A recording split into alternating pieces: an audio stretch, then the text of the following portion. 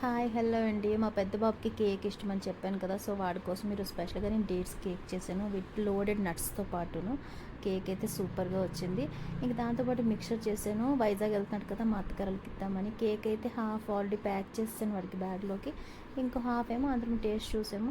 వైజాగ్ వెళ్ళాలనుకున్న అబ్బాయి bus station వరకు వెళ్ళి ఇంకా హాఫ్ హాలిడేస్ ఉన్నాయి కదా, నాకు వెళ్ళాలనిపించట్లేదు మమ్మీ అనుకొని రిటర్న్ బ్యాక్ వచ్చాడు. నేను కూడా వచ్చాను, ఇంకా 15th వరకు ఉన్నాయి కదా అనుకొని రిటర్న్ బ్యాక్ వచ్చామన్న. సో వాడు కూడా వచ్చాడు. వచ్చిన వెంటనే ఫస్ట్ వాడికంటూ పెట్టిన స్పెషల్ కేక్ అది తీసుకొని తినేస్తున్నాడు. వాడికి ఎంత పిచ్చి అంటే అంత పిచ్చి కేక్స్ అంటే.